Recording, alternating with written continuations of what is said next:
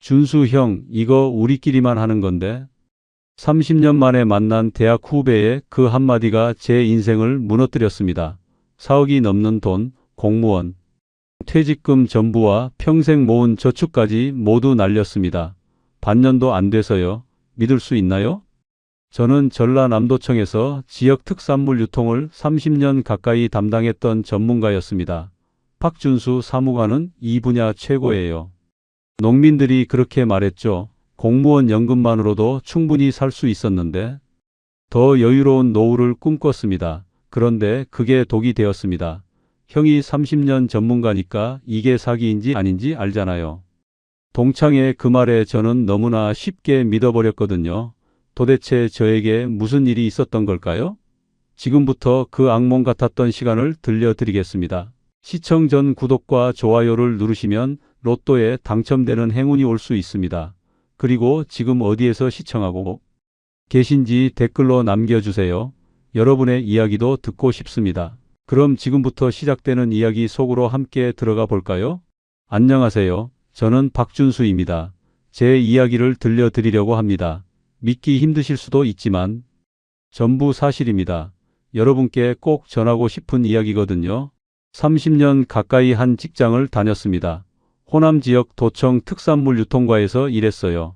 새벽같이 일어나서 출근하고 농가 돌아다니며 품질 확인하고 유통 문제 생기면 밤늦게까지 남아서 처리했습니다. 화려하진 않았지만 성실하게 살았어요. 그런데 작년 초였습니다. 정년퇴직 날이 다가왔어요. 62이 되니 이제 그만둬야 하는 거였죠. 마지막 출근 날 아침이었습니다. 습관처럼 새벽에 일어났어요. 정장을 꺼내 입었죠. 근데 오늘이 마지막이라는 생각이 드니까 감회가 새로웠습니다. 청사에 도착해서 마지막 인사를 했어요. 과장님이 악수를 청하더라고요. 박 사무관 그동안 정말 수고 많았네. 눈시울이 뜨거워졌습니다. 30년이 머릿속을 스쳐 지나갔어요. 점심때 후배들이 조촐하게 송별회를 열어줬습니다. 근처 식당에 모였어요. 후배들이 소주를 따라줬죠. 사무관님 그동안 고생 많으셨습니다. 눈물이 나려는 걸 참았습니다. 웃으며 받아 마셨어요. 속으로는 뭉클했지만요. 오후에 인사팀에 들렀습니다. 퇴직금 정산 서류를 받았어요. 2억 8천 정도 나온다고 했습니다. 30년 일한 대가치고는 많진 않지만 감사한 금액이었죠. 집에 돌아와서 아내한테 말했습니다. 여보, 퇴직금 나왔어. 2억 8천 정도래. 아내가 고개를 끄덕였어요. 고생 많았어요. 당신 그렇게 말하더니 차를 끓여주더라고요. 저녁 먹으면서 앞으로를 이야기했습니다. 통장에 평생 모은 돈이 1억 7천 정도 있었어요. 퇴직금 2억 8천과 합치면 4억 5천 정도 되는 겁니다. 연금이 한 달에 180 나온다고 했지? 아내가 물었어요. 응, 그 정도면 우리 둘이 먹고 살긴 충분해. 제가 대답했죠. 큰딸 서연이가 작년에 결혼했습니다. 요즘 임신 중이에요. 작은아들 민호는 겨우 취업이 됐죠. 둘 다 도움이 필요한 나이였습니다. 서연이가 출산 준비금 좀 도와달라고 하던데 아내가 조심스럽게 꺼냈어요. 민호도 전세 얻는다고 보태달라고 하고 제가 한숨을 쉬었습니다. 연금 180으로는 우리 생활비만 간신히 됐어요. 자식들 도와주려면 이 돈 4억 5천을 잘 관리해야 했죠. 은행 이자만으로는 한 달에 100만 원도 안 나올 겁니다. 조금만 더 여유가 있으면 좋겠는데 제가 중얼거렸어요. 아내가 고개를 끄덕였죠. 그러게요. 하지만 우리도 이제 나이가 있잖아요. 무리하면 안 돼요. 밤에 혼자 생각했습니다. 연금만으로 평범하게 살 수는 있어요. 하지만 자식들 도와주고 가끔 여행도 다니고 싶었죠. 조금만 더 여유로운 노후를 꿈꿨습니다. 며칠 후였습니다. 대학 동창회 단톡방에 공지가 떴어요. 이번 주 토요일 모임 있습니다. 오랜만에 다들 나오세요. 30년 가까이 못 만난 친구들이었죠. 토요일 오후에 모임 장소로 갔습니다. 시내 한식당이었어요. 들어가니 낯익은 얼굴들이 보였죠. 다들 나처럼 60 넘은 나이였습니다. 야, 준수야. 한 친구가 반갑게 손을 흔들었어요. 이정훈이었습니다. 대학 때 카튼과 동기였죠. 30년 만에 보는 얼굴이었습니다. 자리에 앉아서 해포를 풀었어요. 요즘 뭐해? 제가 물었죠. 나? 지금 사업하고 있어. 정훈이가 대답했습니다. 식사하면서 이런저런 이야기를 나눴어요. 다들 퇴직하고 조용히 사는 친구들이었죠. 그런데 정훈이만 뭔가 달라 보였습니다. 여유로워 보였어요. 모임이 끝나고 나오는데 정훈이가 제 팔을 잡았어요. 준수야, 우리 차라도 한잔할까? 오랜만에 만난 친구라 거절할 수 없었죠. 좋아, 가자. 근처 카페로 갔습니다. 조용한 자리에 앉았어요. 커피를 시키고 이야기를 시작했죠. 준수야, 너 퇴직했다며? 정훈이가 물었습니다. 응, 작년 초에. 퇴직금 좀 나왔어? 정훈이가 조심스럽게 물었어요. 좀 이상했지만 대답했죠. 뭐, 3억 정도? 사실은 4억 5천이었지만 적게 말했습니다. 정훈이가 고개를 끄덕이더니 말했어요. 준수야, 너 돈 그냥 은행에 넣어둘 거야? 갑자기 돈 이야기를 하니까 조금 경계가 됐습니다. 아직 생각 중이야. 왜? 제가 물었죠. 정훈이가 주위를 둘러보더니 목소리를 낮췄어요. 사실은 말이야. 너한테 좋은 기회를 소개해주고 싶어서. 제 귀가 번쩍 뜨였습니다. 퇴직 후 막막했던 차였거든요. 무슨 기회? 제가 몸을 앞으로 기울였죠. 정훈이가 핸드폰을 꺼냈어요. 뭔가를 보여주려는 것 같았습니다. 이거 봐봐. 화면에 어떤 앱이 떠 있었죠. 이게 뭔데? 제가 물었습니다. 정훈이가 설명하기 시작했어요. 그게 제 인생을 바꿔버린 순간이었습니다. 팜투테이블이라고 들어봤어? 정훈이가 물었습니다. 저는 고개를 저었죠. 처음 들어보는데?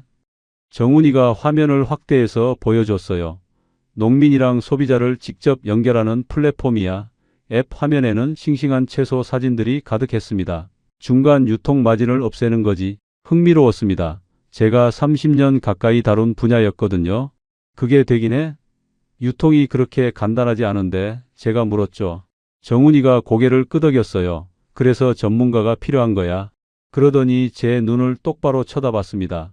준수야, 너 같은 사람 말이야. 제 가슴이 두근거리기 시작했어요. 무슨 소리야? 정훈이가 커피를 한 모금 마시더니 말했습니다. 너 도청에서 30년 가까이 특산물 유통 담당했잖아. 이 분야 전문가지. 그건 그렇지. 제가 인정했죠. 사실 자부심이 있었거든요. 호남 지역 농산물 유통은 제 손을 거쳐간 게 많았으니까요. 지금 이 회사에서 자문위원을 모시고 있어. 정훈이가 말을 이었습니다. 월 200씩 자문료 나와. 그리고 지분도 줘. 귀가 솔깃했습니다. 월 200이면 연금이랑 합치면 400 가까이 되는 거잖아요. 지분은 얼마나? 제가 물었죠. 5% 1억이면 돼. 정훈이가 대답했어요. 1억은 큰 돈이었습니다. 하지만 4억 5천 중에서 1억이면 무리는 아니었죠. 근데 정훈아, 솔직히 좀 의심스러운데. 제가 조심스럽게 말했습니다. 요즘 사기가 얼마나 많은데. 정훈이가 웃었어요. 그래서 너한테 말하는 거야. 정훈이가 몸을 앞으로 숙이며 말했습니다. 준수야, 너 30년 이 분야 전문가잖아. 사기인지 아닌지 금방 알 수 있을 거 아냐. 그 말이 맞았습니다. 저는 유통 구조를 훤히 꿰뚫고 있었거든요. 나도 지난해부터 투자하고 있어. 정훈이가 통장 앱을 보여줬어요. 실제로 배당금이 입금된 내역이 보였습니다. 한 달에 몇백씩 들어온 거였죠. 진짜네? 제가 놀라서 물었습니다. 정훈이가 고개를 끄덕였어요. 그러니까 너한테 말하는 거지. 우리끼리만 하는 건데. 그 말이 저를 움직였습니다. 30년 친구가 거짓말할 리 없잖아요. 게다가 실제 입금 내역도 봤고요. 그럼 CEO가 누군데? 제가 물었죠. 최민재라고 30대 초반인데 똑똑한 친구야. 정훈이가 대답했습니다. 명문대 나와서 해외에서 유통 공부하고 왔대. 이력이 그럴싸했어요. 회사는 어디 있어? 제가 물었습니다. 강남 쪽에 사무실 있어. 직원도 15명 정도 돼. 정훈이가 설명했죠. 규모가 있는 회사인 것 같았습니다. 그리고 말이야. 정훈이가 목소리를 더 낮췄어요. 정부 지원 사업에도 선정됐대. 서류도 다 있어. 정부 지원 사업이라는 말에 신뢰가 갔습니다. 정부에서 지원하는 거야? 제가 재차 물었죠. 그렇지, 스타트업 육성 사업인가? 뭔가 그런 거. 정훈이가 대답했어요. 집에 돌아오는 길에 계속 생각했습니다. 월 200 자문료에 배당금까지 나온다면 괜찮은 기회였어요. 게다가 제 전문 분야니까 위험도 적을 것 같았죠. 현관문을 열고 들어갔습니다. 아내가 거실에서 TV를 보고 있었어요. 어떻게 됐어? 친구들 많이 왔어? 아내가 물었죠. 응, 다들 오랜만에 봤어. 저는 소파에 앉았습니다. 정훈이 이야기를 꺼낼까 말까 고민했어요. 아직 확실한 게 없으니까요. 근데 정훈이라고 기억해? 우리 결혼식 때 왔던 친구, 제가 말했습니다. 아내가 고개를 끄덕였어요. 기억나지? 그 친구 어떻게 지내?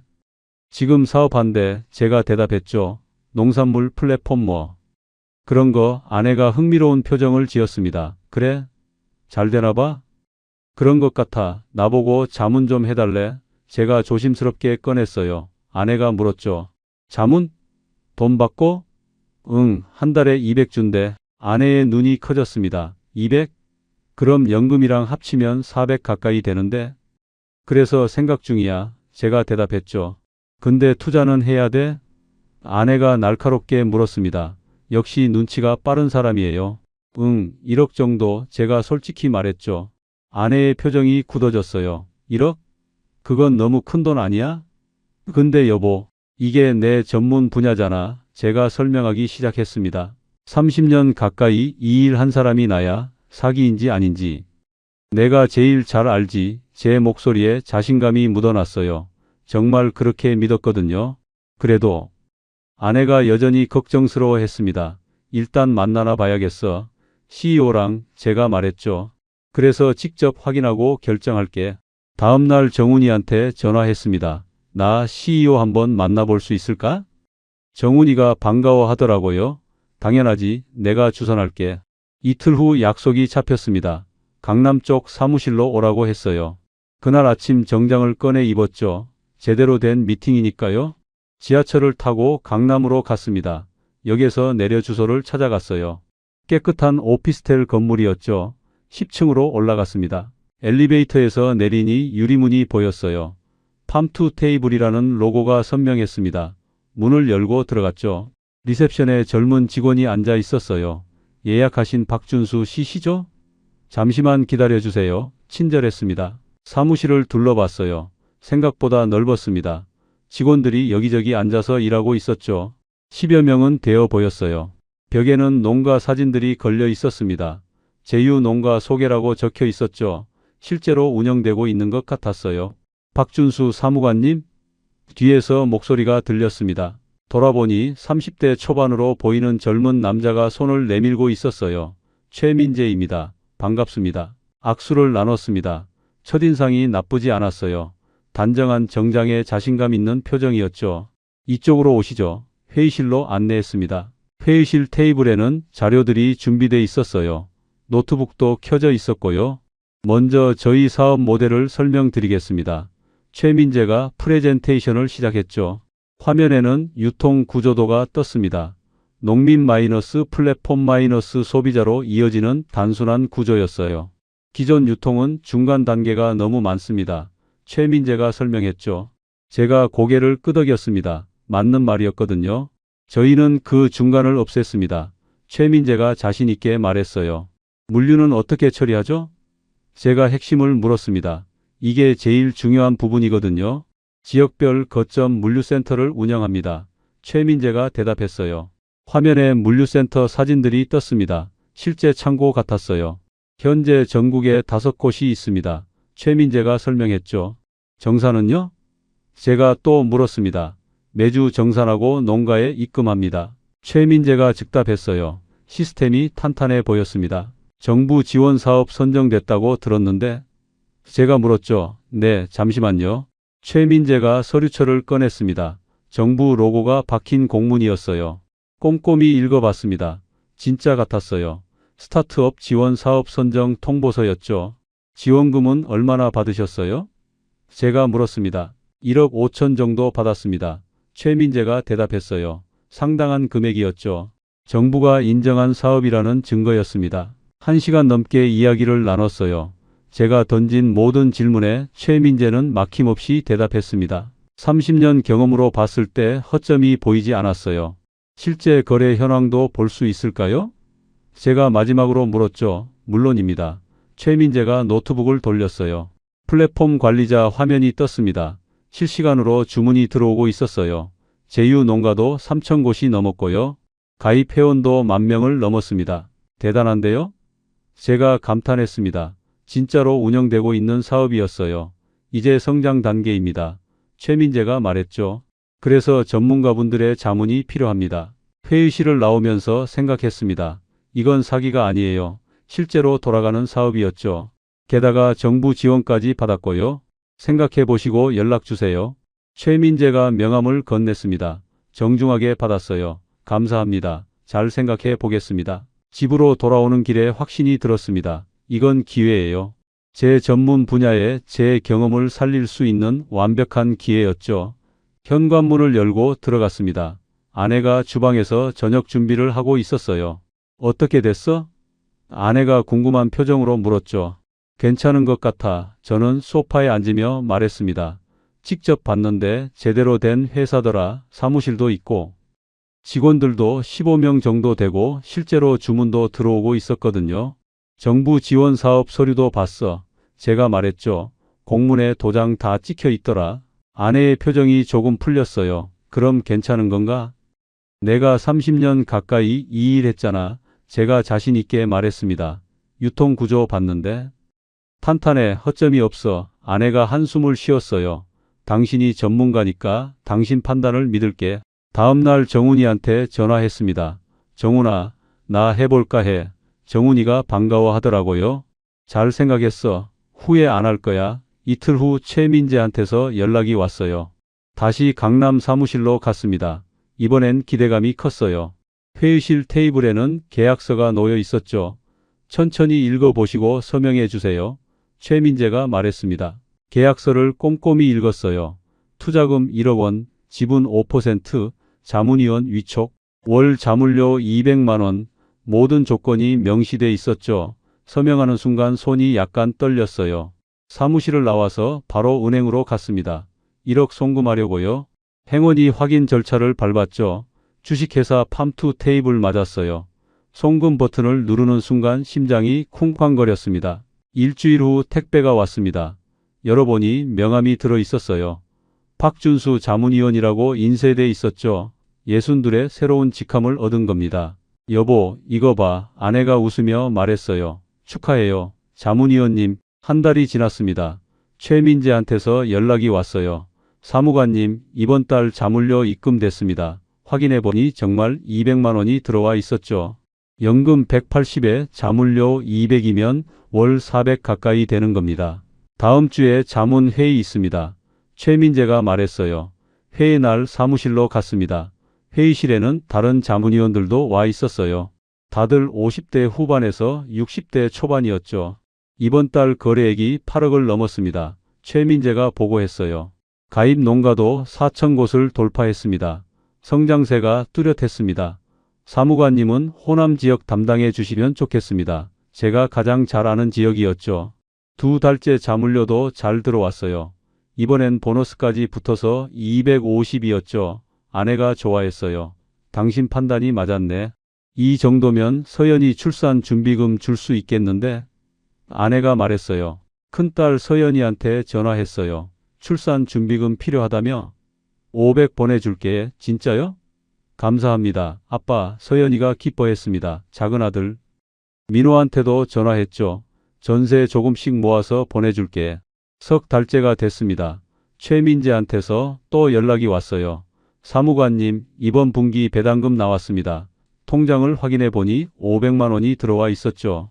1억 투자에 3개월 만에 500을 받은 겁니다.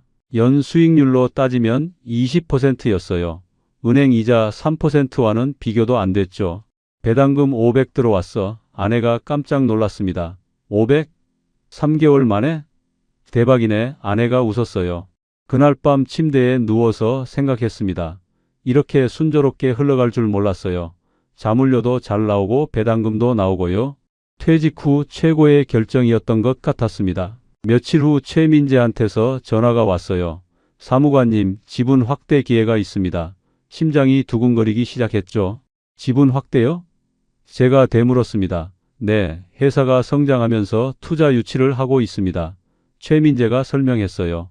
기존 투자자분들께 우선권을 드리고 있죠. 얼마나 투자하면 되는데요?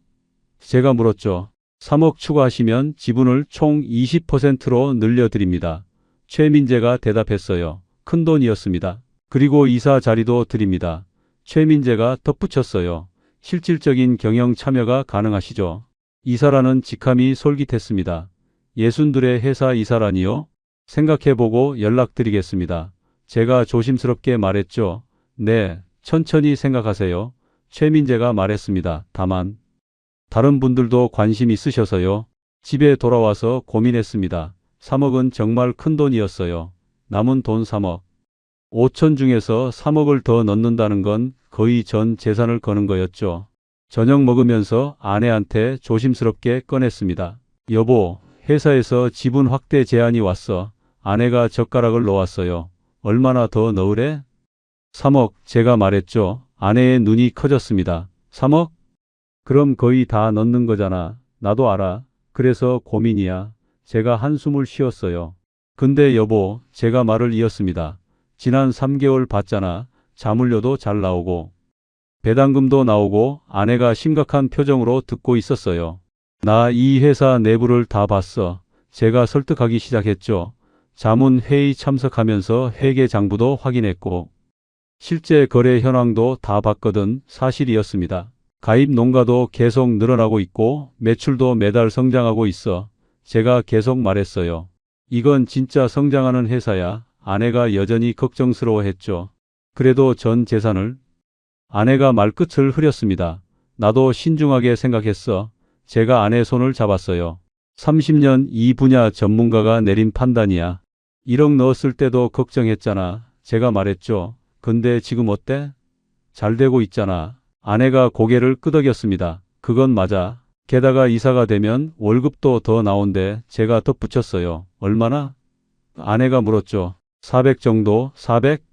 아내가 놀랐습니다. 연금 180에 이사 월급 400이면 600 가까이 되는 거야. 제가 계산해 줬어요. 그럼 민호 전세금도 바로 마련할 수 있고. 아내의 표정이 흔들리기 시작했습니다. 당신이 판단하는 거니까. 아내가 결국 말했어요. 대신 이게 정말 마지막이야. 알았어. 약속할게. 제가 고개를 끄덕였죠. 다음 날 최민재한테 전화했습니다. 대표님, 하겠습니다. 좋은 결정하셨습니다. 최민재가 반가워했어요. 계약서 준비하겠습니다. 일주일 후 다시 사무실로 갔습니다. 이번엔 더 두꺼운 계약서가 준비돼 있었어요. 추가 투자 3억 원, 총 지분 20%, 이사 위촉, 조건들을 확인했죠. 서명하고 또 은행으로 갔습니다. 3억 송금하려고요. 이번엔 손이 더 떨렸어요.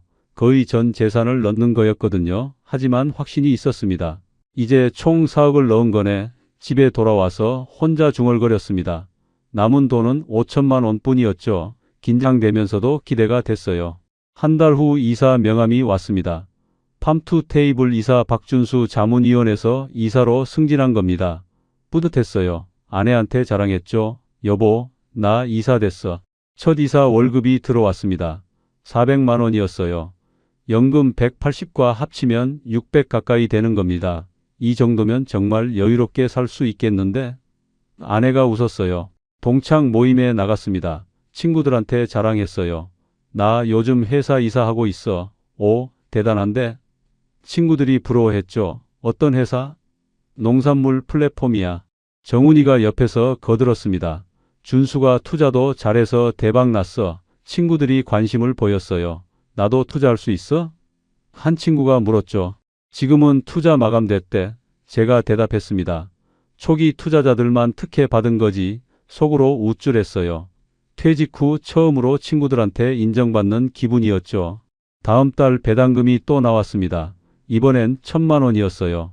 지분이 20%로 늘어나니까 배당도 4배가 된 거죠. 대박. 제가 통장을 보며 감탄했습니다. 여보, 이번 달 배당금 1,000만 원 나왔어. 아내한테 보여줬죠. 아내가 믿기지 않는다는 표정이었어요. 진짜?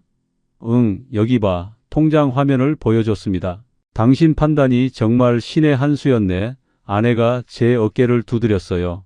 제 어깨가 으쓱해졌습니다. 역시 전문가의 눈은 틀리지 않는다는 확신이 들었죠. 민호한테 전화했습니다. 민호야, 전세금 2천 보내줄게. 진짜요? 감사합니다. 아빠. 민호가 기뻐했어요. 아빠가 이제 여유 있어. 제가 뿌듯하게 말했죠. 그날 밤 아내와 얘기했습니다. 이 정도면 1년에 배당만 5천 정도 나오겠는데? 제가 계산했어요. 월급 400에 배당 5천이면 연 9천 가까이 버는 거야. 공무원 다닐 때보다 훨씬 많이 버네. 아내가 감탄했죠. 퇴직하길 잘한 것 같아. 제가 웃었습니다. 제대로 된 기회를 잡은 거지. 석 달이 더 지났습니다. 모든 게 순조로웠어요. 월급도 잘 나오고 배당금도 계속 들어왔죠. 가족들도 행복해했습니다. 이제 진짜 성공한 것 같았어요. 어느 날 최민재한테서 연락이 왔습니다. 사무관님, 다음 주 이사회에 꼭 참석해 주세요. 무슨 일이에요? 제가 물었죠. 중요한 발표가 있습니다. 최민재가 의미심장하게 말했어요. 이사회 날 사무실로 갔습니다. 회의실에는 다른 이사들도 모여 있었어요. 분위기가 심상치 않아 보였죠. 최민재가 들어왔습니다. 좋은 소식이 있습니다. 최민재가 웃으며 말했어요. 대형 유통사에서 인수 제안이 왔습니다. 회의실이 웅성거렸죠. 인수요? 지금 회사 가치가 100억 정도로 평가받고 있습니다. 최민재가 설명했어요. 만약 인수가 성사되면 이사님들은 큰 돈을 받으실 수 있습니다. 제 심장이 두근거렸습니다. 사무관님 지분이 20%니까 최민재가 저를 쳐다봤어요.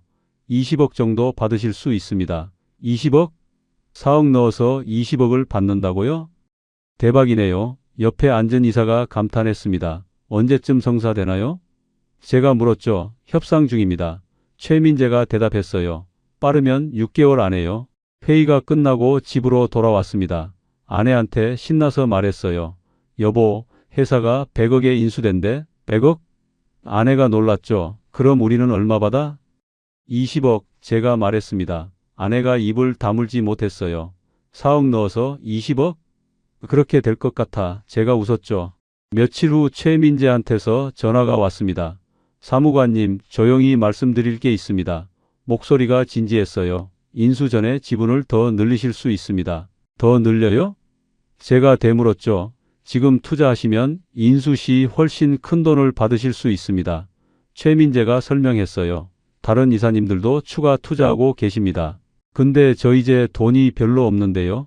제가 솔직히 말했습니다. 5천 정도밖에. 그 정도면 됩니다. 최민재가 말했어요.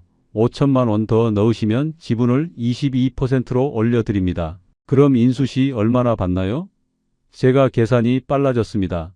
22억 정도요? 최민재가 대답했어요. 2억 차이였죠. 집에 돌아와서 고민했습니다. 5천만 원은 정말 마지막 남은 돈이었어요. 비상금이었죠. 하지만 6개월만 버티면 22억을 받는 겁니다. 여보, 저녁 먹으면서 아내한테 말했어요. 회사에서 또 제안이 왔어. 아내가 젓가락을 놓았습니다. 이번엔 뭐?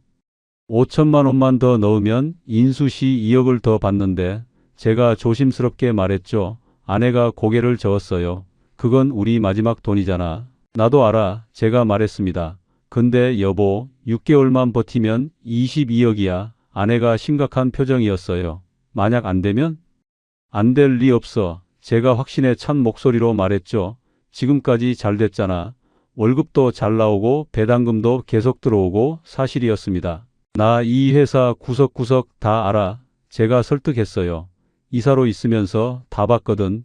실제 거래도 되고 있고 매출도 계속 늘고 있어. 아내가 한숨을 쉬었습니다. 30년 이 분야 전문가가 본 거야. 제가 아내 손을 잡았어요. 내 판단 믿어줘. 지금까지 잘못된 적 있었어? 아내가 고개를 천천히 끄덕였죠. 알았어. 아내가 결국 말했습니다. 당신 판단이니까. 고마워. 제가 아내를 꼭 안았어요. 후회 안 시킬게. 다음 날 최민재한테 전화했습니다. 대표님, 5천 추가하겠습니다. 좋은 결정하셨습니다. 최민재가 기뻐했어요. 인수 소식 곧 발표될 겁니다. 은행에 가서 마지막 남은 5천만 원을 송금했습니다. 통장 잔고가 거의 제로가 됐어요. 긴장되면서도 확신이 있었죠. 6개월만 버티면 됩니다. 집에 돌아와서 달력을 봤습니다. 6개월 후면 내년 초였어요. 그때쯤이면 22억이 통장에 들어오겠네. 혼자 웃었습니다. 민호한테 전화했어요. 민호야, 아빠가 곧 큰돈 들어와. 무슨 일이세요? 민호가 물었죠. 회사가 인수된대. 그럼 아빠가 20억 넘게 받아. 대박이네요. 아빠. 서연이한테도 전화했습니다. 서연아, 아기 태어나면 아빠가 육아 도우미 구해줄게. 진짜요? 서연이가 좋아했어요. 아빠 요즘 돈 잘 벌거든. 그날 밤 아내와 얘기했습니다. 22억이면 뭐 할까? 제가 물었죠. 우선 민호 아파트 사주고 아내가 계획을 세웠어요. 서연이도 좀 큰 집으로 이사시켜주고 우리도 여행 다니자. 제가 말했습니다. 유럽도 가고 싶어. 아내가 웃었어요. 그래, 평생 열심히 살았는데 이제 좀 누려야지. 한 달이 지났습니다. 월급은 잘 들어왔어요. 하지만 배당금이 일주일 늦게 들어왔죠. 왜 늦었죠? 제가 최민재한테 물었습니다. 인수 협상 때문에 자금 흐름이 좀 복잡해졌습니다. 최민재가 설명했어요. 곧 정리될 겁니다. 이해가 됐습니다. 큰일 앞두고 그럴 수 있죠. 2달째가 됐습니다. 이번엔 배당금이 아예 안 들어왔어요. 불안해지기 시작했죠. 최민재한테 전화했습니다. 대표님, 이번 달 배당금이요? 사무관님, 죄송합니다. 최민재의 목소리가 피곤해 보였어요. 인수협상이 지연되면서 자금 문제가 생겼습니다. 언제쯤 해결되나요? 제가 다급하게 물었죠. 조금만 기다려주세요. 최민재가 말했어요. 곧 해결됩니다. 전화를 끊었지만 마음이 불편했습니다. 처음으로 의심이 들기 시작했어요. 일주일 후 월급도 안 들어왔습니다. 연금 180만으로 한 달을 살아야 했어요. 최민재한테 다시 전화했죠. 대표님, 월급이 안 들어왔는데요. 전화가 안 받아졌습니다. 한 번 더 걸었어요. 여전히 안 받더라고요. 메시지를 보냈죠.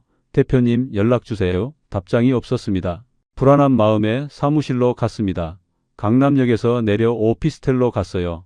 10층 엘리베이터를 탔죠. 문을 열려고 했는데 잠겨 있었습니다. 유리문 너머로 안을 봤어요. 텅 비어 있었습니다. 책상도 없고 컴퓨터도 없었어요. 어떻게 된 거지? 제 다리가 후들거렸죠. 관리실로 내려갔습니다. 10층 팜투 테이블 어디 갔나요? 제가 다급하게 물었어요. 관리인이 대답했죠. 일주일 전에 나갔습니다. 나갔다고요?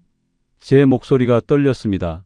보증금도 안 내고 야반도주했어요. 관리인이 말했어요. 우리도 피해자입니다. 정신이 하나도 없었습니다. 다른 이사들한테 전화했어요. 다들 안 받았죠. 정훈이한테 전화했습니다. 정훈아, 회사가 문 닫았어. 뭐? 정훈이도 놀란 것 같았어요. 나도 오늘 알았어. 최민재 연락 안 돼. 어떻게 된 거야? 제가 소리쳤죠. 나도 몰라. 나도 당했어. 집에 돌아왔습니다. 다리에 힘이 안 들어갔어요. 현관문을 열고 들어가니 아내가 거실에 있었죠. 왜 그래? 얼굴이 왜 그래? 여보. 제 목소리가 떨렸습니다. 회사가 문 닫았어. 아내의 얼굴이 하얗게 질렸어요. 뭐라고? 사무실 가봤는데 텅 비어 있어. 제가 주저앉았습니다. 최민재도 연락 안 돼. 아내가 제 어깨를 잡았어요. 그럼 우리 돈은? 대답할 수가 없었습니다. 아내가 소리쳤어요. 4억이 넘는 돈이 어떻게 된 거야? 제 눈에서 눈물이 났죠. 다음 날 경찰서로 갔습니다. 고소장을 썼어요. 피해액이 얼마죠? 경찰이 물었습니다. 4억 5천입니다. 제가 대답했죠. 다른 피해자들도 많이 왔습니다. 경찰이 말했어요. 총 피해액이 100억이 넘습니다. 100억? 제가 당한 게 아니었던 거죠. 조사 결과가 나왔습니다. 충격적이었어요. 폰지 사기입니다. 형사가 설명했어요. 초기 투자자 배당금을 후기 투자자 돈으로 돌려막기 한 겁니다. 실제 거래는요? 제가 물었죠. 10%도 안 됩니다. 형사가 대답했어요. 대부분 조작된 화면이었습니다. 제가 본 모든 게 가짜였던 겁니다. 정부 지원금도요? 제가 다시 물었습니다. 서류 조작입니다. 형사가 말했어요. 받은 적 없습니다. 완벽한 사기였던 거죠. 최민재는요? 제가 물었습니다. 가명입니다. 형사가 대답했어요. 해외로 도주했습니다. 잡을 수 있나요? 제가 간절히 물었죠. 노력하고 있습니다. 형사가 말했어요. 하지만 쉽지 않습니다. 돈은 돌려받을 수 있나요? 제가 떨리는 목소리로 물었습니다. 어렵습니다. 형사가 고개를 저었어요. 회사 자산이 거의 없습니다. 제 앞이 캄캄해졌죠. 집으로 돌아오는 길에 멍했습니다. 30년 일해서 모은 돈이 한순간에 날아간 거예요. 퇴직금 2억 8천, 평생 저축 1억 7천, 모두 사라졌습니다. 현관문을 열고 들어갔습니다. 아내가 소파에 앉아 울고 있었어요. 어떻게 됐어? 아내가 물었죠. 돌려받기 힘들대. 제가 대답했습니다. 아내가 더 큰 소리로 울었어요. 어떻게, 우리 이제 어떻게? 제 가슴이 찢어지는 것 같았습니다. 모든 게 제 잘못이었어요. 며칠이 지났습니다. 집안 분위기가 얼어붙었어요. 아내는 말을 안 했고 저는 방에만 틀어박혀 있었죠. 먹지도 못하고 잠도 못 잤습니다. 어느 날 서연이한테서 전화가 왔어요. 아빠, 출산 날짜 잡혔어요. 밝은 목소리였죠. 다음 달인데 병원비 좀 도와주실 수 있어요? 입이 떨어지지 않았습니다. 서연아. 제 목소리가 떨렸어요. 미안한데 지금은 좀 어려워. 네. 왜요? 서연이가 놀랐죠. 아빠가 사정이 생겼어. 제가 말끝을 흐렸습니다. 무슨 사정? 서연이가 다급하게 물었어요. 대답할 수가 없었죠. 아빠, 뭔가 잘못된 거예요? 서연이 목소리가 떨렸습니다. 나중에 얘기할게. 제가 전화를 끊어버렸어요. 딸의 실망한 목소리가 귓가에 맴돌았죠. 다음 날 민호한테서도 연락이 왔습니다. 아빠, 전세 계약 날짜 다가오는데요. 민호야. 제 목소리가 잠겼어요. 미안해. 왜요?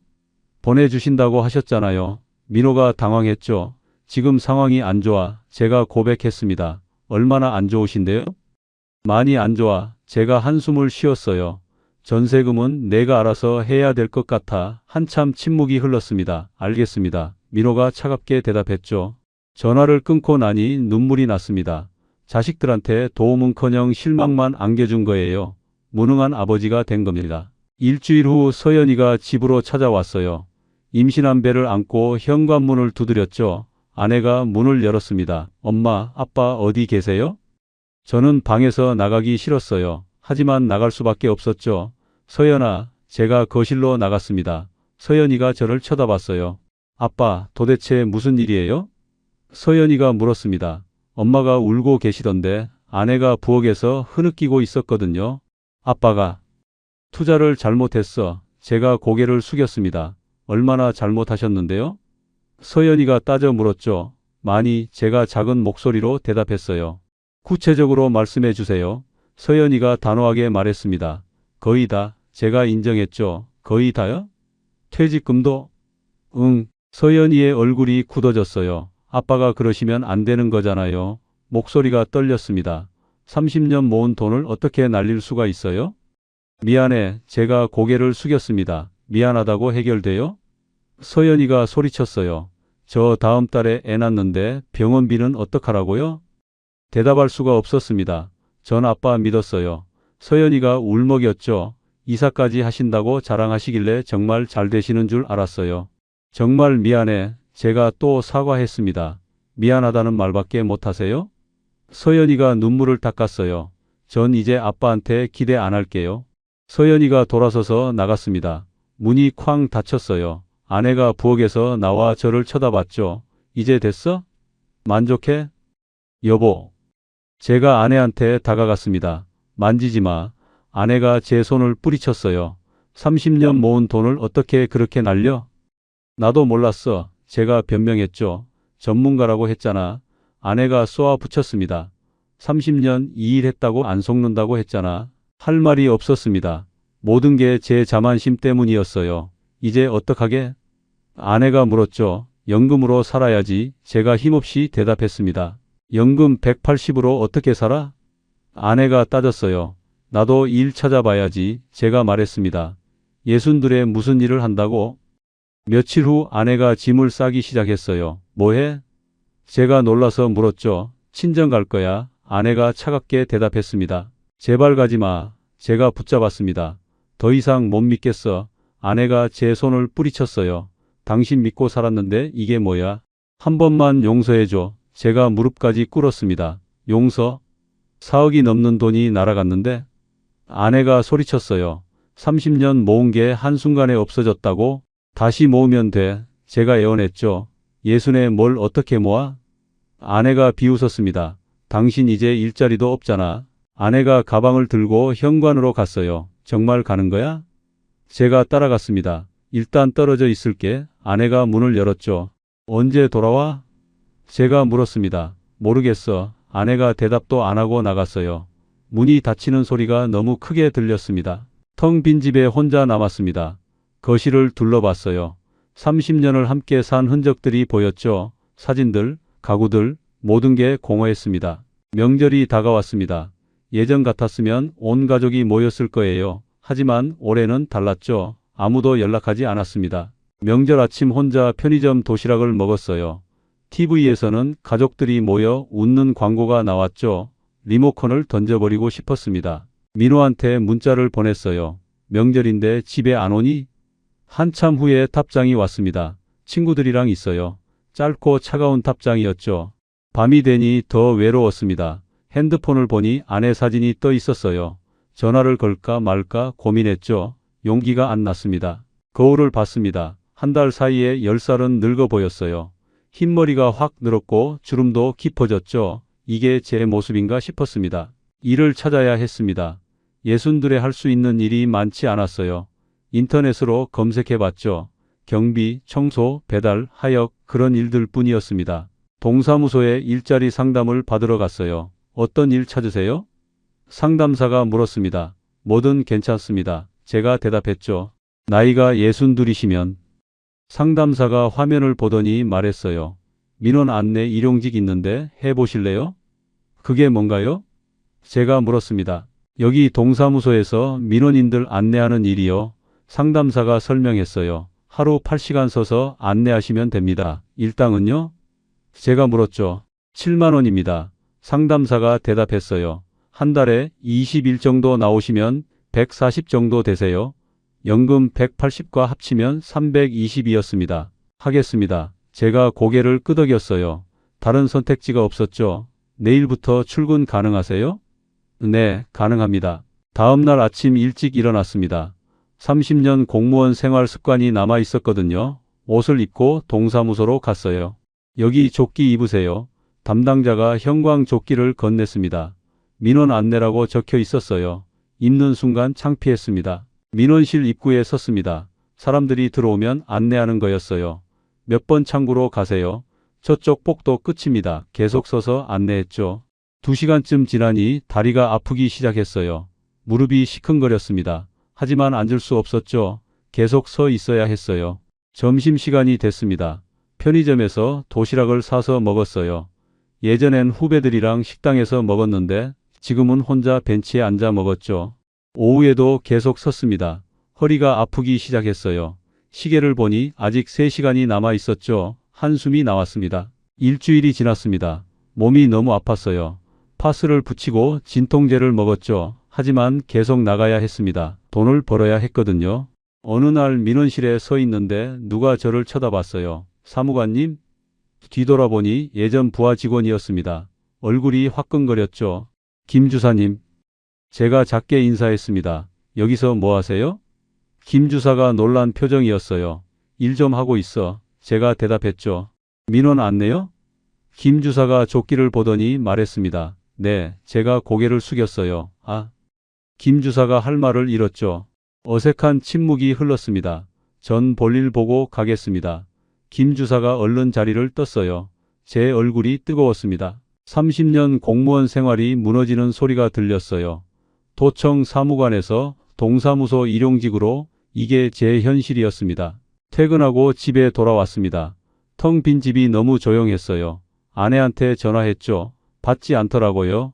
문자를 보냈습니다. 여보, 나 일 구했어. 한참 후에 답장이 왔어요. 잘 됐네요. 차갑고 짧은 답장이었습니다.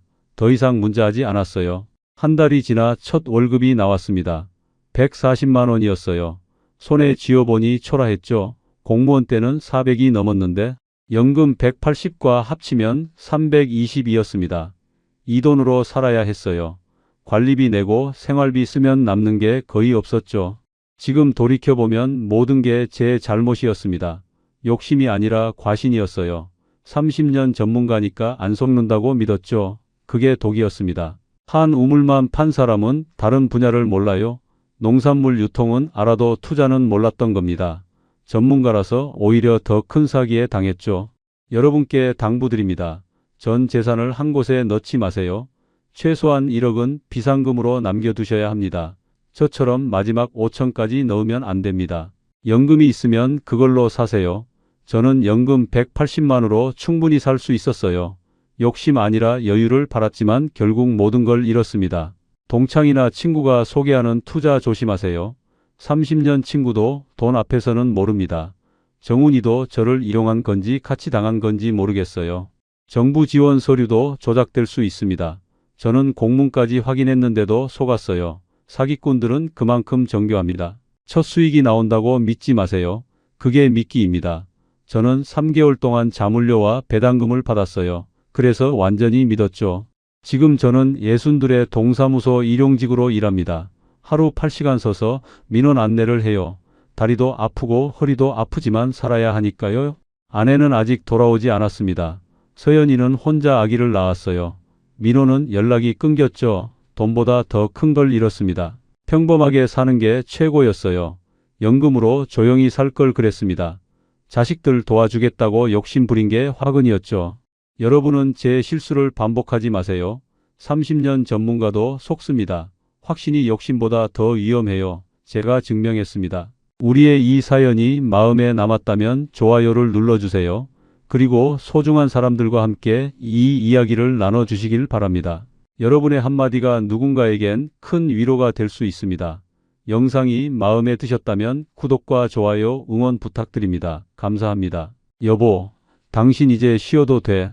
내가 기계로 돈 벌게. 1년쯤 전 남편이 제게 한 약속이었습니다. 40년 가까이 공장 격리일로 망가진 제 허리를 걱정하던 남편의 따뜻한 목소리가 아직도 귀에 맴돕니다. 그런데 지금 우리는 새벽 5시에 일어나 식당 설거지를 하러 갑니다. 둘이 함께요? 평생 모은 돈 전부 1억이 훨씬 넘는 거금이 단 몇 달 만에 사라졌습니다. 무인 세탁소라는 세 글자 때문이었죠. 기계만 돌리면 자동으로 돈이 벌린다는 말을 믿었던 게 화근이었습니다. 40년 가까이 섬유 공장을 운영하던 남편이 이렇게 무너질 줄은 꿈에도 몰랐습니다. 도대체 저희 부부에게 무슨 일이 있었던 걸까요? 지금부터 그 기록을 들려드리겠습니다. 시청 전 구독과 좋아요를 누르시면 로또에 당첨되는 행운이 올 수 있습니다. 그리고 지금 어디에서 시청하고 계신지 댓글로 남겨주세요. 여러분의 이야기도 듣고 싶습니다. 그럼 지금부터 시작되는 이야기 속으로 함께 들어가 볼까요? 공장 문을 닫은 날은 봄이 시작되는 계절이었습니다. 40년 가까이 운영하던 섬유 공장이었지만 중국산 저가 제품들이 밀려오면서 더는 버틸 수가 없었습니다. 마지막 날 기계들을 하나씩 둘러보는데 가슴이 먹먹했습니다. 이 기계들과 함께한 세월이 주마등처럼 스쳐 지나갔습니다. 태민아, 이제 어쩌려고? 아내가 조용히 물었습니다. 40년 가까이 공장 격리를 보던 아내의 목소리에도 불안이 묻어났습니다. 아내는 몇 년 전부터 허리 디스크로 고생하고 있었습니다. 오래 앉아서 장부를 보던 탓이었습니다. 병원에서는 무거운 것 들지 말고 쉬라고 했지만 아내는 공장 문 닫는 날까지 일했습니다. 괜찮아, 뭐라도 하면 되지. 그렇게 대답했지만 사실 막막했습니다. 63세 나이에 다시 시작한다는 게 쉬운 일은 아니었으니까요. 통장에는 공장 정리하고 남은 돈이 1억이 훨씬 넘게 있었습니다. 40년 가까이 모은 돈이었습니다. 많은 돈은 아니었지만 그래도 우리 부부가 여생을 살아갈 수 있는 돈이라고 생각했습니다.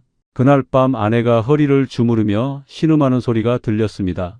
방문을 열고 들어가니 아내가 파스를 붙이고 있었습니다. 또 아파? 응, 오늘 좀 무리했나 봐. 아내의 구부정한 등을 보는데 가슴이 저렸습니다. 40년 동안 내 옆에서 묵묵히 일해준 사람이었습니다. 화려하진 않았지만 성실하게 살았던 우리 부부였습니다. 그런 아내가 이제는 제대로 허리도 못 펴고 있었습니다. 순이야, 이제 당신은 쉬어. 뭐? 내가 뭐 하나 해서 돈 벌게. 당신은 이제 허리 치료나 받고 편하게 지내. 아내는 고개를 저었습니다.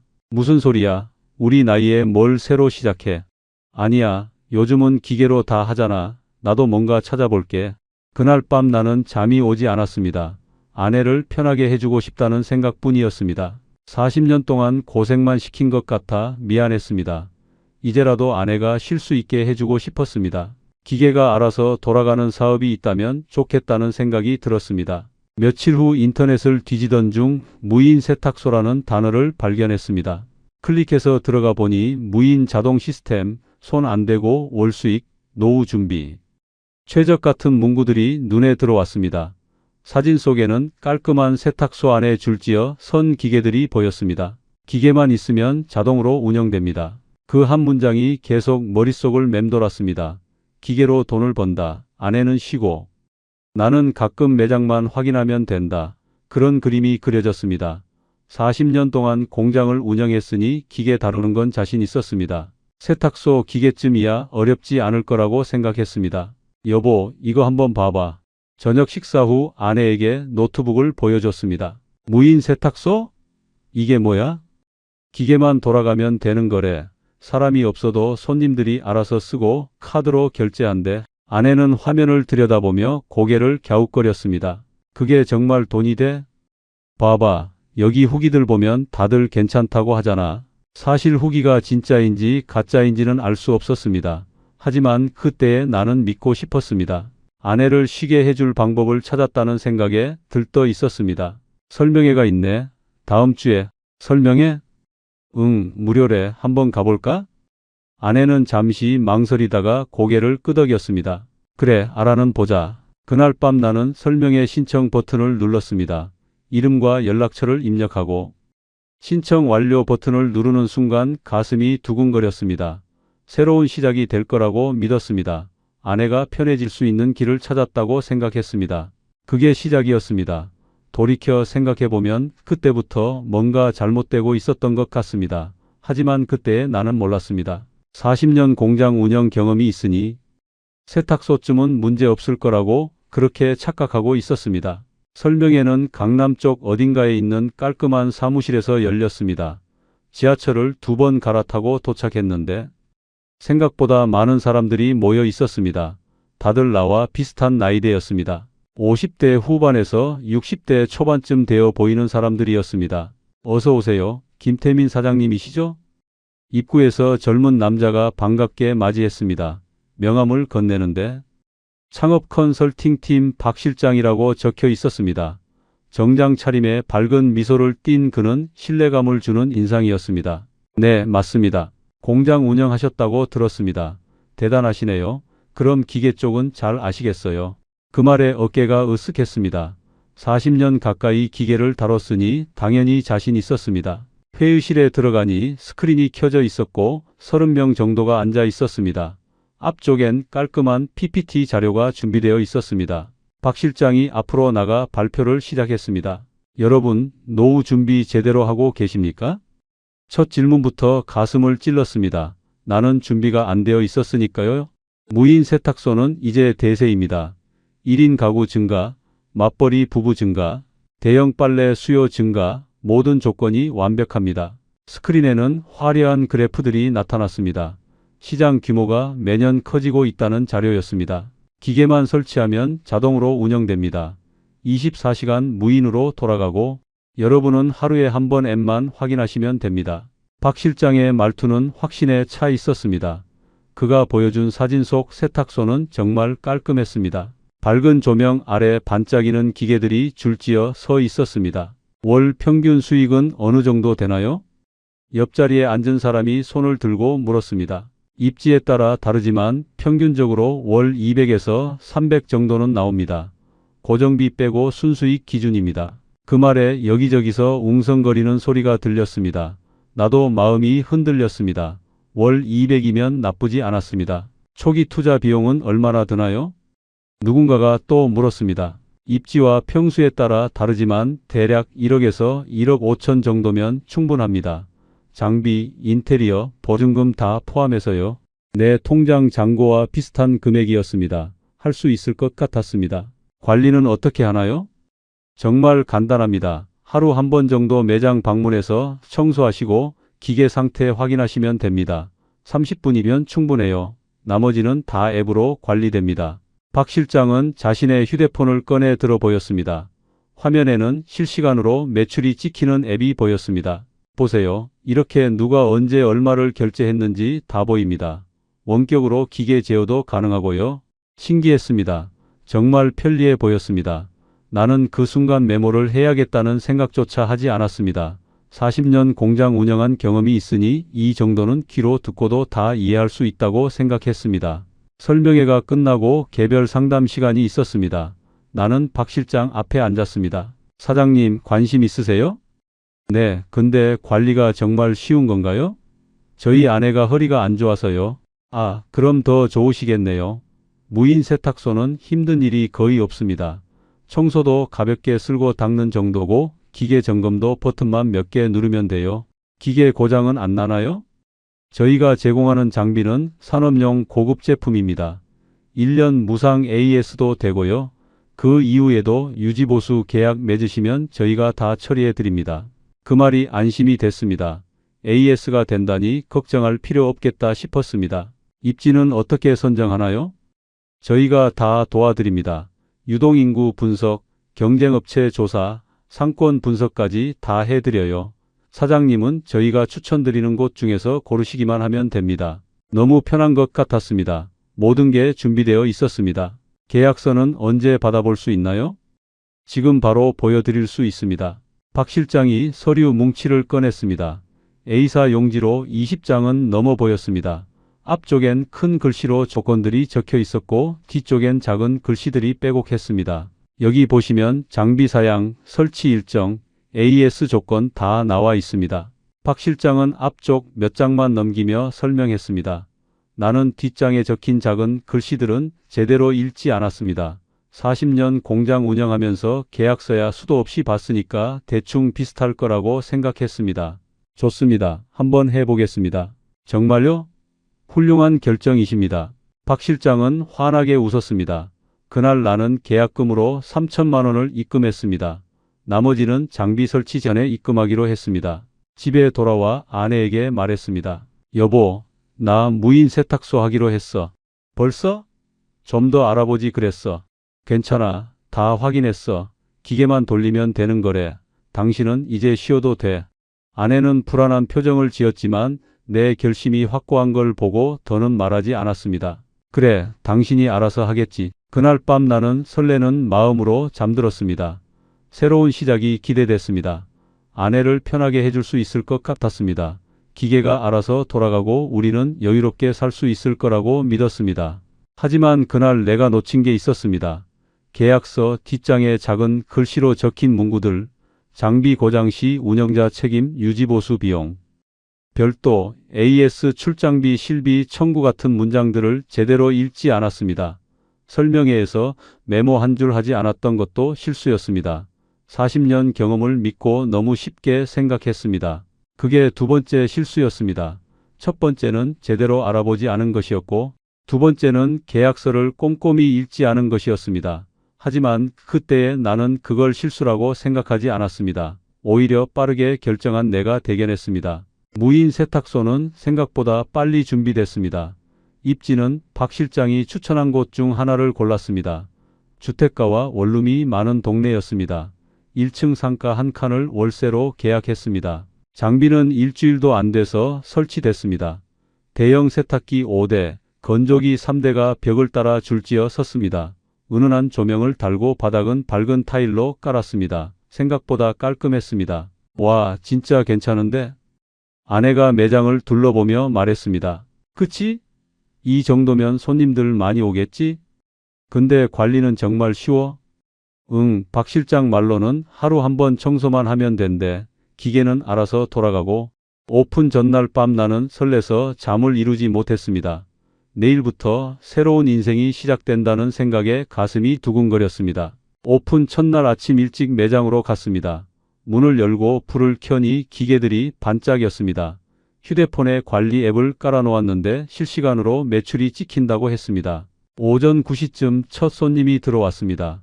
20대로 보이는 여자였습니다. 큰 빨래 바구니를 들고 들어와 세탁기 앞에 섰습니다. 기계 사용법을 보더니 능숙하게 카드를 찍고 세탁을 시작했습니다. 그 순간 내 휴대폰에 알림이 떴습니다. 결제 완료 8,000원 짜릿했습니다.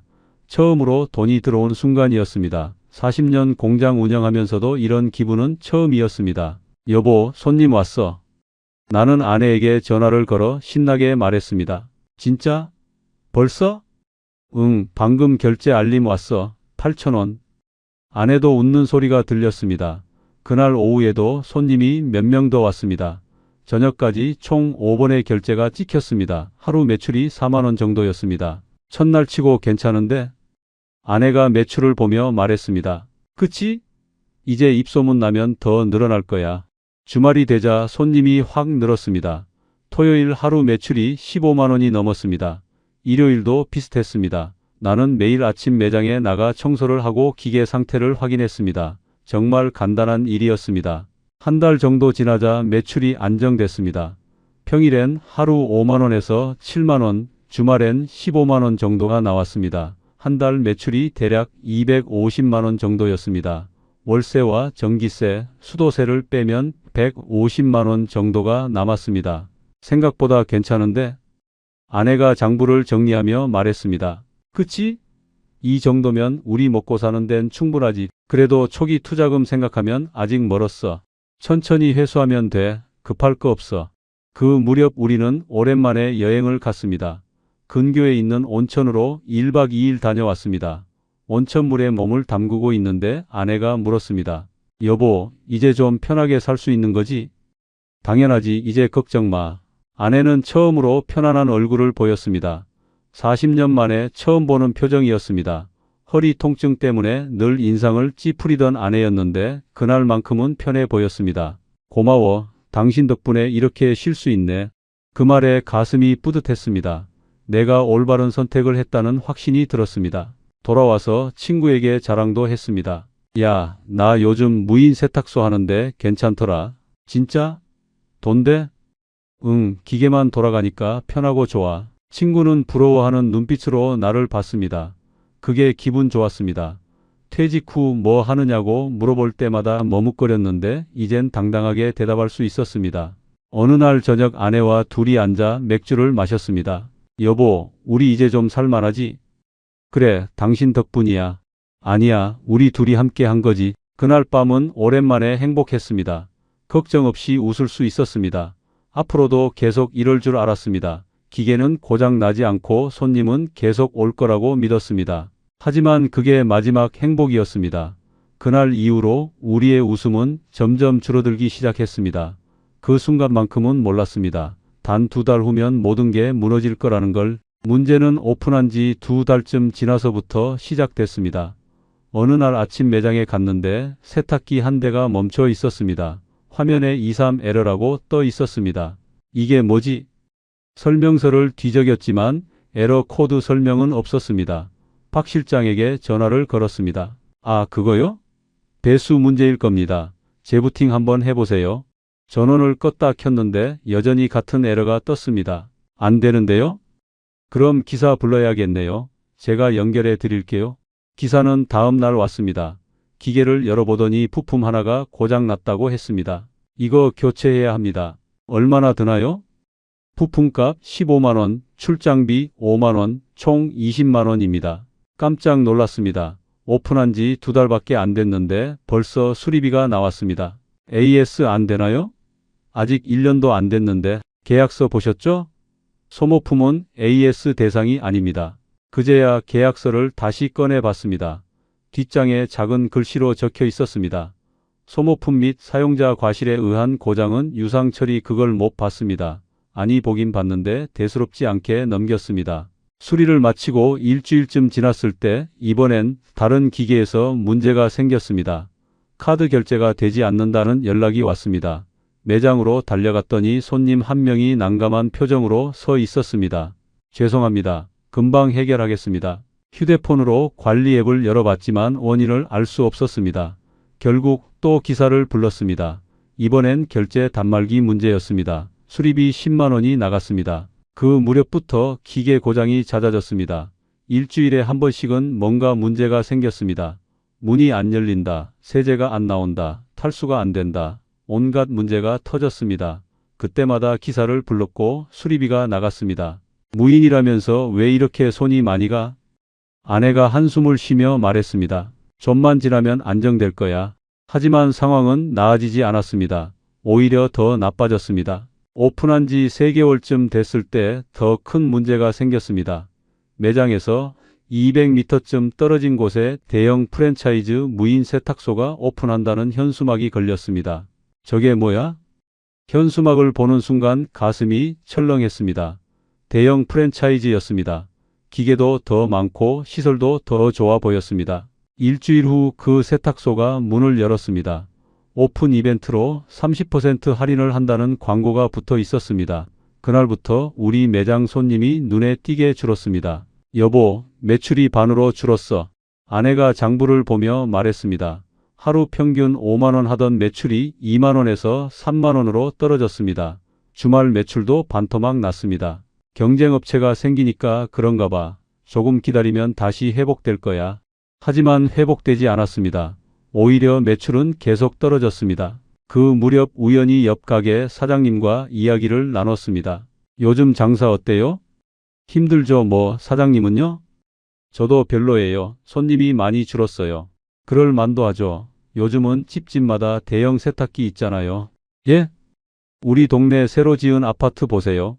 전부 대형 세탁기에 건조기까지 있어요. 굳이 세탁소 올 이유가 없죠. 그 말에 뒤통수를 맞은 기분이었습니다.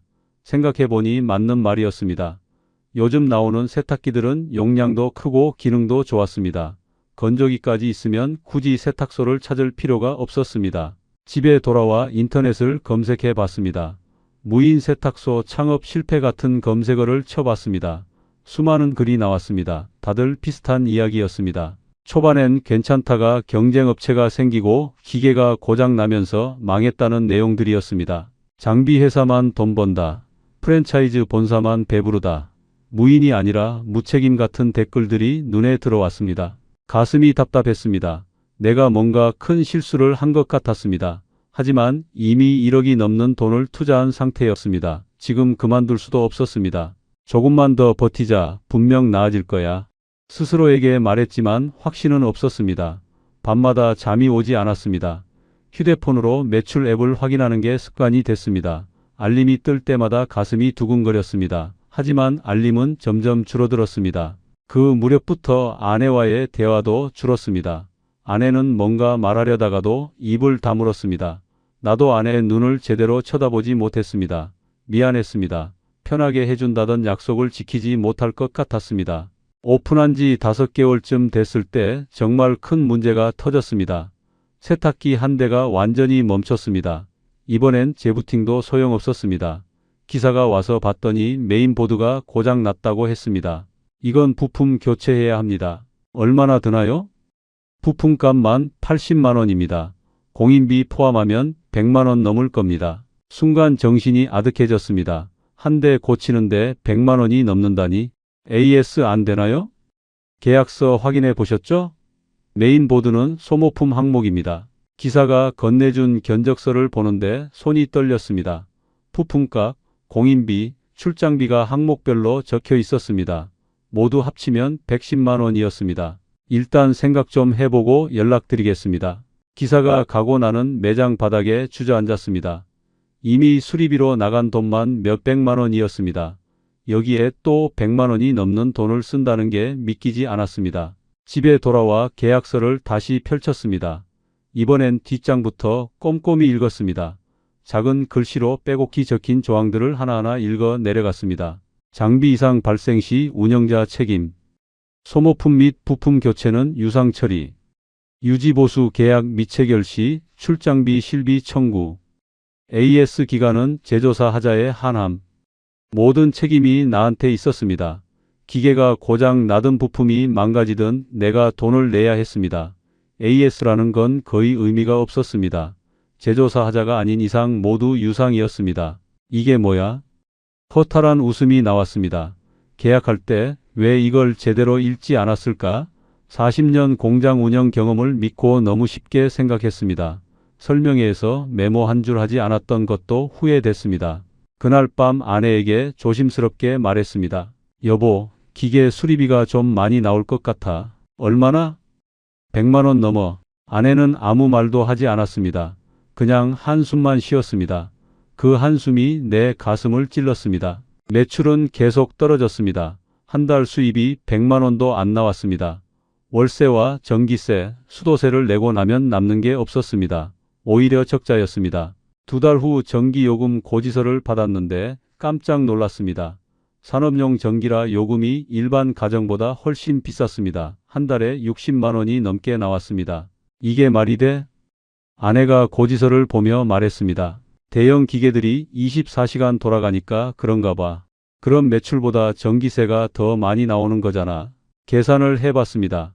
월세 80만 원, 전기세 60만 원, 수도세 20만 원, 매출은 고작 80만 원 정도, 완전히 적자였습니다.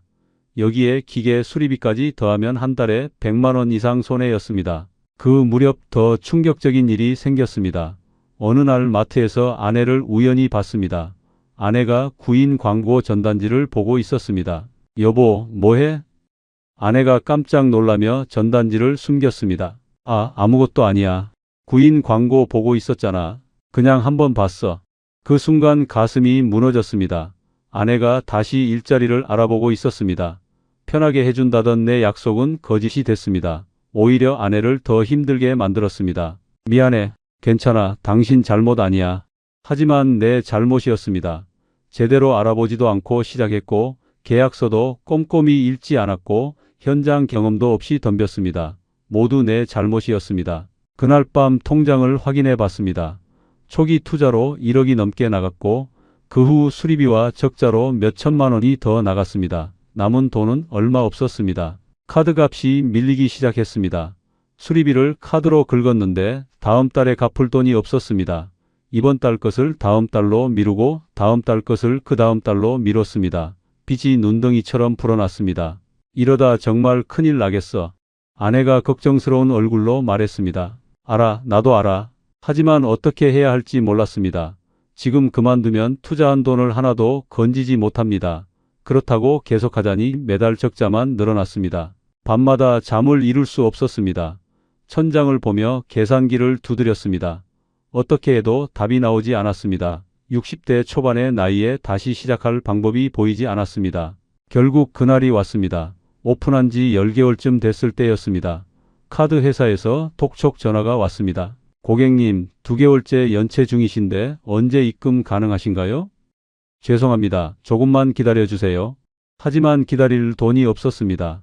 통장은 바닥이었고 매출은 계속 떨어졌습니다. 그날 저녁 아내와 마주 앉았습니다. 여보, 이제 그만해야 할 것 같아. 아내가 먼저 말을 꺼냈습니다. 더 이상은 안 되겠어. 이러다 빚만 더 늘어나. 나는 고개를 끄덕일 수밖에 없었습니다. 이미 알고 있었습니다. 더는 버틸 수 없다는 걸. 그래, 그만하자. 그 말을 하는 순간 모든 힘이 빠졌습니다. 40년 동안 모은 돈이 10개월 만에 사라진다는 현실이 믿기지 않았습니다. 다음 날 박 실장에게 전화를 걸었습니다. 폐업하려고 하는데 어떻게 하면 되나요? 그러세요? 아쉽네요. 계약서 보시면 폐업 절차 나와 있습니다. 전화를 끊고 계약서를 봤습니다. 폐업 시 보증금 중 일부는 공제되고 장비는 감가상각 후 회수된다고 적혀 있었습니다. 결국 돌려받을 수 있는 돈은 거의 없었습니다. 철거업체를 불렀습니다. 기계들을 하나씩 뜯어내는 모습을 보는데 눈물이 났습니다. 불과 10개월 전 설레는 마음으로 설치하던 기계들이었는데 이렇게 빨리 철거될 줄은 몰랐습니다. 사장님, 이 장비들 상태가 좋네요. 중고로 팔면 조금은 건질 수 있을 겁니다. 철거업체 사장이 말했습니다. 얼마나 받을 수 있을까요? 글쎄요, 한 2천만 원 정도? 2천만 원, 1억이 넘게 투자한 장비가 2천만 원이 됐습니다. 허탈한 웃음이 나왔습니다. 마지막 날 매장 문을 닫기 전 안을 둘러봤습니다. 텅 빈 공간에 먼지만 날렸습니다. 10개월 동안 내 꿈이었던 곳이었는데 이제는 아무것도 남지 않았습니다. 집에 돌아와 아내와 마주 앉았습니다. 저녁상이 차려져 있었지만 밥이 넘어가지 않았습니다. 숟가락을 들었다 놓았다 반복만 했습니다. 여보, 미안해. 무슨 소리야. 편하게 해준다고 했는데 오히려 더 힘들게 만들었어. 아내는 고개를 저었습니다. 당신 잘못만은 아니야. 우리 둘이 같이 선택한 거니까. 그 말에 눈물이 났습니다. 40년을 함께 살아온 아내였습니다. 고생만 시키고 제대로 해준 게 없었습니다. 우리 이제 어떻게 해? 이래야지 뭐. 우리 나이에? 그래도 해야지. 달리 방법이 있어? 아내의 목소리는 담담했습니다. 오히려 내가 더 무너졌습니다. 그날 밤 통장 잔고를 확인했습니다. 남은 돈은 1,000만 원도 안 됐습니다. 1억이 훨씬 넘던 돈이 10개월 만에 거의 다 사라졌습니다. 40년 동안 모은 돈이었습니다. 카드 빚은 몇백만 원이 남아 있었고 이번 달 생활비도 없었습니다. 63세와 61세의 나이에 우리는 다시 시작해야 했습니다. 아들에게 전화를 걸까 망설였지만 차마 할 수 없었습니다. 딸에게도 말할 수 없었습니다. 자식들한테 손 벌리고 싶지 않았습니다. 이건 내가 저지른 일이니 내가 책임져야 했습니다. 다음 날부터 구인 사이트를 뒤지기 시작했습니다. 식당 설거지, 마트 물류, 주유소 야간, 택배 상하차, 60대가 할 수 있는 일은 많지 않았습니다. 여보, 여기 식당 설거지 구한대. 아내가 휴대폰을 보며 말했습니다. 둘이 같이? 응, 부부 환영이래.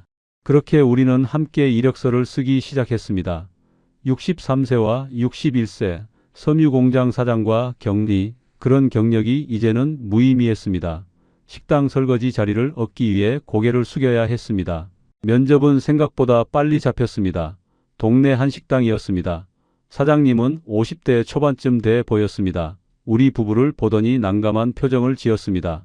연세가 좀 있으신데 괜찮으시겠어요? 네, 괜찮습니다. 설거지가 생각보다 힘든 일이에요. 서서 하는 일이라 해보겠습니다. 사장님은 잠시 망설이다가 고개를 끄덕였습니다. 그럼 내일부터 나오세요. 새벽 5시입니다. 감사합니다. 고개를 숙이는데 자존심이 무너지는 소리가 들렸습니다. 40년 동안 30명을 고용하던 사장이었는데 이제는 설거지 자리 하나 얻으려고 고개를 숙이고 있었습니다. 첫 출근 날 새벽 4시 반에 일어났습니다. 아내도 함께 일어나 씻었습니다. 둘이 나란히 걸어서 식당으로 갔습니다. 새벽 거리는 조용했습니다. 여보, 괜찮아?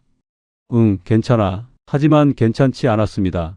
가슴이 답답했고 발걸음이 무거웠습니다. 식당 뒷문으로 들어가니 주방이 보였습니다. 커다란 싱크대 앞에 설거지할 그릇들이 쌓여 있었습니다. 여기서 하시면 됩니다.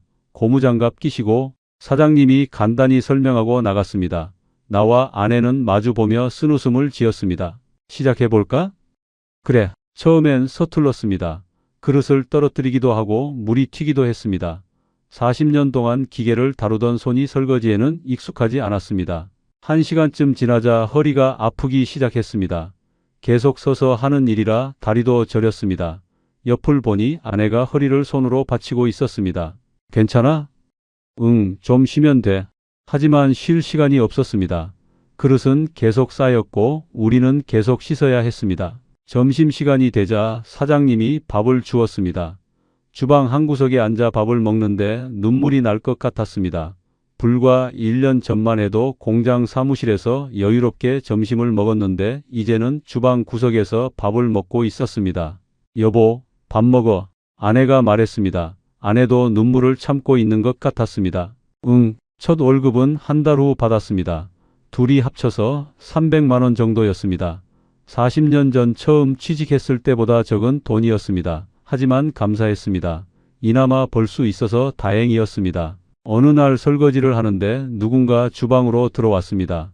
옛날 공장에서 일하던 직원이었습니다. 사장님? 그 목소리에 고개를 들었습니다.